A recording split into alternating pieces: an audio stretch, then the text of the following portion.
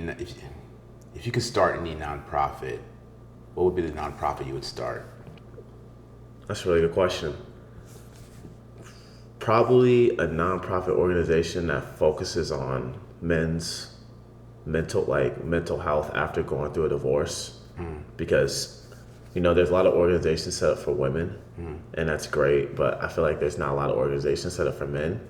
So it would definitely be something around men and them going through divorce, and then even post divorce, and just being there for them and helping them adjust to being not married anymore. Yeah. But something I haven't really thought of the nuts and bolts yet, but definitely something around that arena.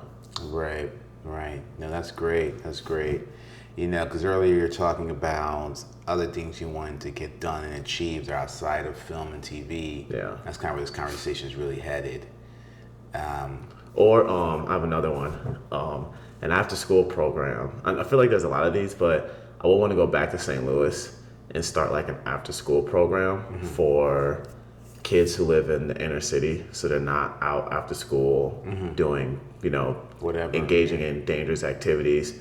We have them after school. They're working on homework. They're doing fun activities. It's like a camp. You know what I mean? A camp, and they have really great adult figures who they can look up to for guidance and everything outside of teachers. You know what I mean?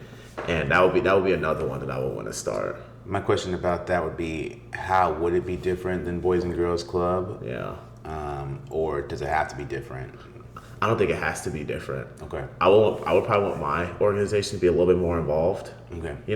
Like really keeping track of their grades, really keeping track of what they're doing, like after school and everything. Not so much what goes on in the home. That has nothing to do with anybody except the people who live there. Right. But just being more engaged and just actually caring, because my mom works in the inner city school district right now, and she says that a lot of the teachers are white, so they can't relate to the black students. But she's black, and she understands what they're going through. So they like her the most, because for one, she looks like them, and for two, she understands what they're going through. And my mom doesn't take a S from nobody, even from 12-year-old kids. Right. So, and even all the other, I don't know if the other teachers like her, but I know the counselors, the principal, I know they all love my mom, because of the impact that she's making with these kids. So I'm hoping to, with my organization, with my nonprofit organization, once I do start one in the future, I will want, especially for the inner city, I would definitely want more black-led figures. I don't know what the Boys and Girls Club is like. I don't know if they have black-led figures or white-led figures or whatever. I have no idea. It's from what I've seen in Missouri, it's primarily black. That's good. That's good. Well, I definitely want to expand that and continue, because you can't. I don't think you can have too much of a good thing.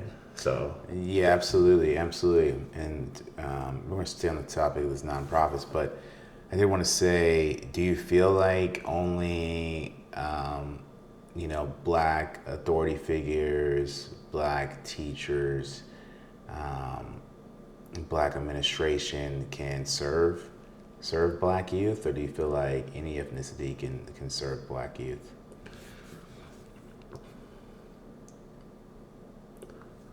I feel like anyone can serve black youth, but there's a difference between being an inner city kid and being a kid raised in the suburbs. Me, I was raised in the suburbs, so I did well with white teachers or any teachers of any ethnicity, but most of my teachers were white. I see. And black teachers, I did well with both. That's because I was raised in the suburbs and I was around white people a lot. However, inner city kids, and I had a very structured home life. Okay. You know what I mean? Inner city kids, a lot of not all of them, but a lot of them don't have what I have. So even amongst my own peers, I'm very privileged because of that. So inner city kids can really only relate, and from what I've seen and from what I've witnessed from my mom too, is that inner city kids can really only relate to people that look like them. Okay. Now, can you have that one teacher, like that one teacher that's a different ethnicity and relate to these kids, absolutely, but that's not the norm, Okay. 100%. And I think my mom is a special case because she knows exactly what they're going through. You know what I mean?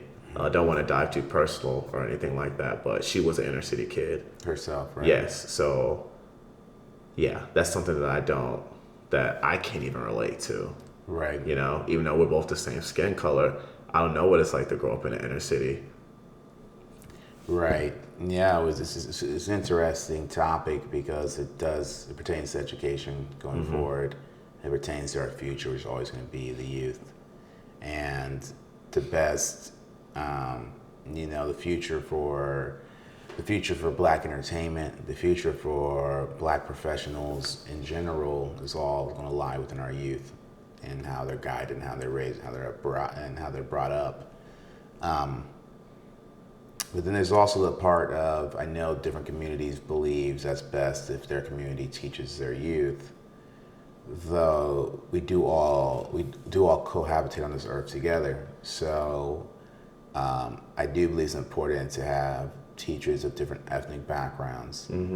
I do think it's important to be exposed to different ethnicities and cultures early on. It's important to know your own, but I think it's also important for you to know how to bridge the gap, right? I always use the analogy: if we had some sort of outside of the world threat come here, then we're all the same race overnight, right? Yeah. You know, Like aliens or if, something? if aliens or something came into the picture, or anything outside this earth, which would be an alien, comes into the picture, we all become the same race overnight.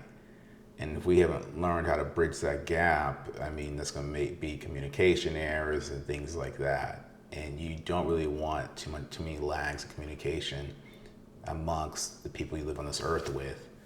And with that alone, I think it's good to teach these young black kids Spanish, or another language. I think it's good to tell them the importance. Get financial education. Financial education is also doesn't matter what language you speak. That's universal. I think there's things that could be taught and implemented that bridge the gap amongst different communities. The way Jewish people manage their finances, the way they teach their youth how to be frugal, is something that we could pass on. In our community, we're the ones who are advertised to. I can see this from the business side of things. I do commercials, I do advertisements that I see that are gauged towards the black community. I've seen advertisements gauged towards the Latin community, and you see it, and it's like, man, why are we making this? Like, they don't need this product, but the scripts are handed to me so I can relate to black people, get them to buy a product that they may or may not need, and most of them they don't need it. Well, I would like to reprogram that from the start, live a life more by design, and teach these kids what's the difference between a want and a need, truly. That's one of the first lessons we learn in school. I know you learned that as well, a want and a need, but kind of stops after the first grade. It needs to be repeated every year of these children's lives, every year until grade 12 and probably beyond. Every year of any human's life, the difference between a want and a need, because they will make that water muddy, as we use that analogy a lot. Because it's once again the wolf, Giving sheep advice. the wolf giving sheep advice. It's telling you to, lay down, wait there, so you can be my next meal, whether you're the meal for today or the meal for tomorrow. And our job is to teach the black youth not to be that meal, not to get into debt with credit, not to use substances, not to have a dependency on this. Build your own. Realize that your earnings in your lifetime are based off of your service. If something's given to you for free, then you're the product, right? And things like that of that nature. So there's a lot of things that need to be taught. A nonprofit for that is a great one. What would you start? What nonprofit organization? I was never really interested in nonprofits for myself. It used to be a life really about myself, and for my family. Though after seeing things unfold in my life recently, nonprofits have become more appealing as mortality and life become more appealing to me in general outside of film. So something to stop these kids from substance abuse is huge to me. As you know, there's an epidemic, or another pandemic in a way, of this usage of synthetic drugs and fentanyl and things like that. I see there's moms on the streets that are trying, and moms and dads and uncles and aunts and just family members on the street pushing movements to stop their kids from taking this, or stop their kids from taking any substance. This could be mixed with Adderall. This could be mixed with a countless amount of over-the-counter drugs, and you don't know that that pill is gonna be the last thing you indulge in, last thing you touch until they're cleaning up your corpse. And so, yeah, it's something that's been weighing on me as far as what real service looks like. So a nonprofit for me, in short, would be one that combats substance abuse. I'd probably go the same lane my mother went in. She ended up adopting a few children. I would have some sort of, I don't know if I'd go into adoption myself tomorrow or 10 years from now, but I do know I would start an organization to double down on the work my mom was working with when she was working with these children. Her company was called Infinite Doorways, which basically told these kids there's opportunity even though you think that door is closed. For sure. Though we'll circle back around to that. This is Black Hollywood, and we'll be back. Yep.